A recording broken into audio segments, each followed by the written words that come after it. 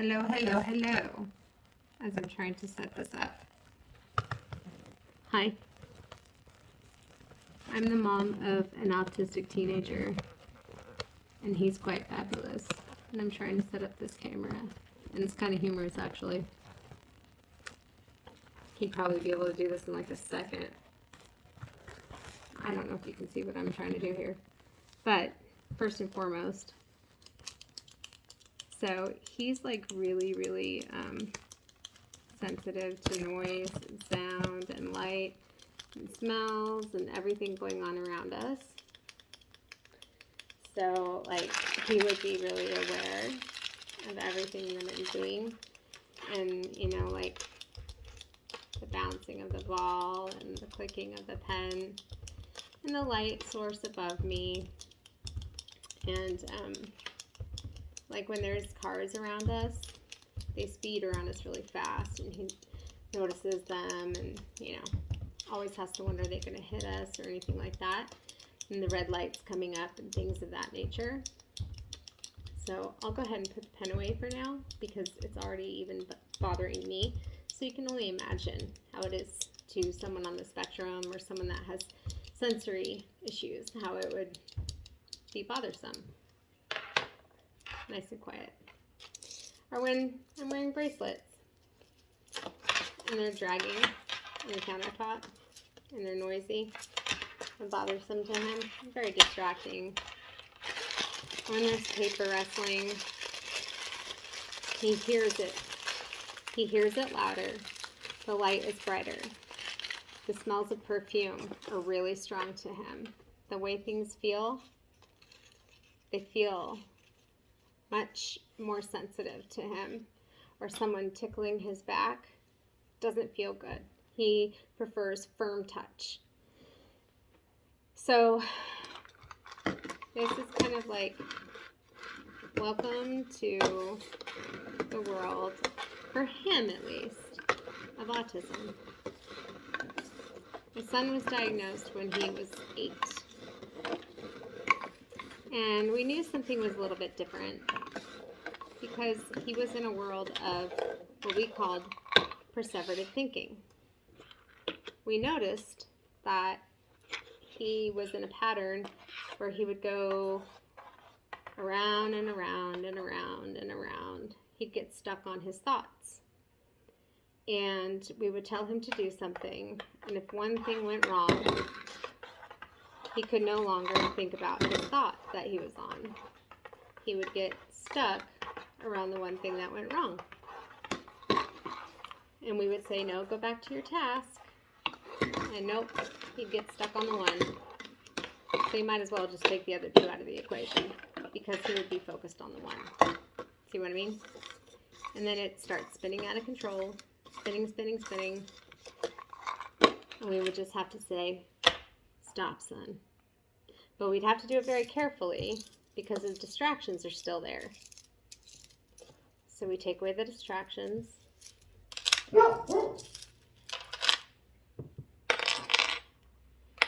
So he's not sensory overloaded. Put him in a quiet room, calm him down. And that's when we knew it's time to get the help of someone that knows what they're talking about. And we had him tested.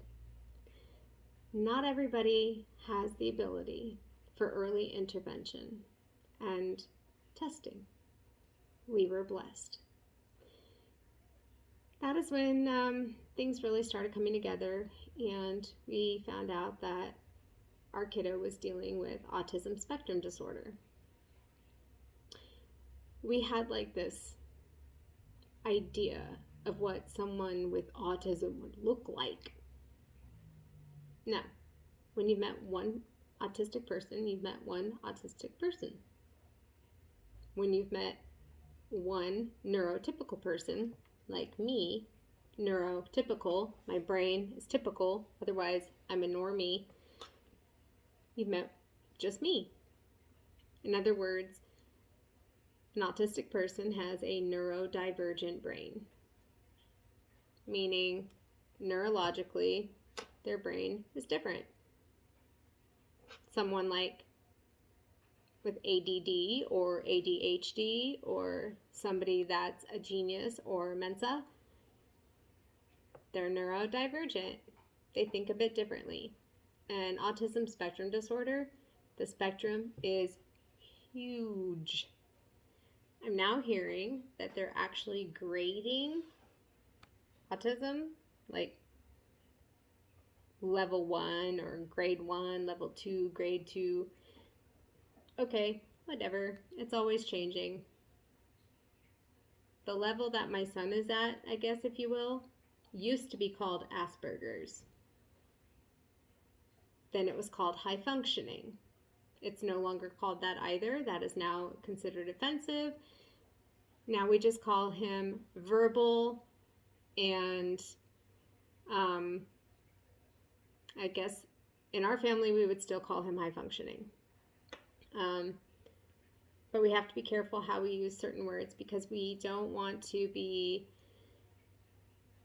insensitive to anybody with autism. 1 in 4 boys are diagnosed with autism now. And you guys, the numbers are ridiculous for teenagers. They're ridiculous. You know, the statistics that I could give you would take hours. So I want you to keep following the numbers that I'm giving you because they are facts and they're important.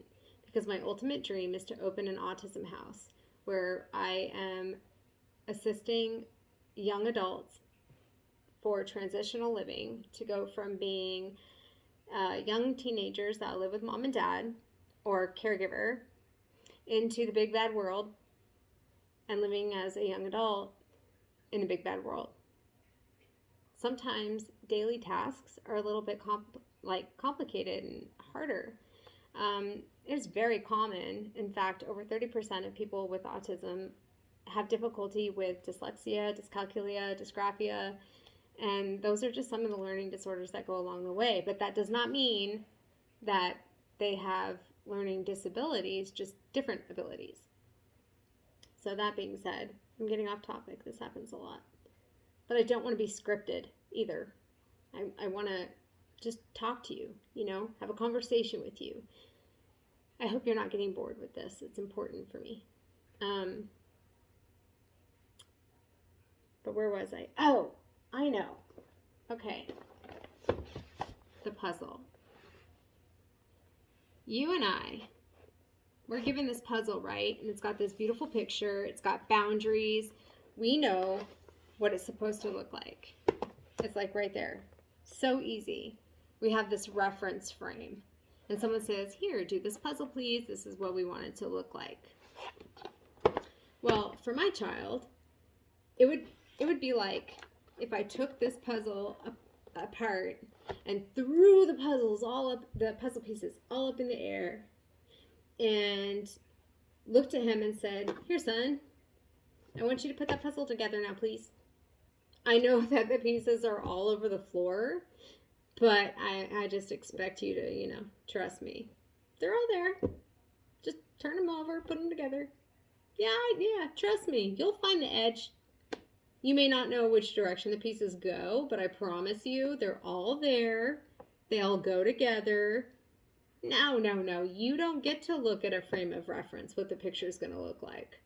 But it's going to be a beautiful picture. I promise. That's what it's like for him. Meanwhile, he gets to listen to the light buzzing above his head, the neighbors next door, smell whatever smells are going on, and he has to feel what it feels like picking the puzzle pieces up off the floor and try and put them together and hope that it's right. Now tell me how that is not something that is going to be a challenge. So with us specifically in our family, things are a little bit tough. It's a little bit more difficult making friends, which is not fair because he is so much fun. But, is what it is. Kids are mean, especially teenagers. They're ruthless. Anyway, I hope that you were able to learn a little bit today about what it's like for people on the spectrum, neurodivergent people. And maybe it will help give you a glimpse into the world of at least learning a little bit about autism awareness versus autism acceptance. They will never change, nor should they have to. We in society, we need to change. We need to learn more. We need to educate ourselves, advocate for them. We are the ones that need to make the difference. So, just throwing that out there for you. Bye.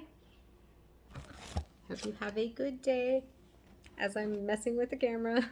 Bye.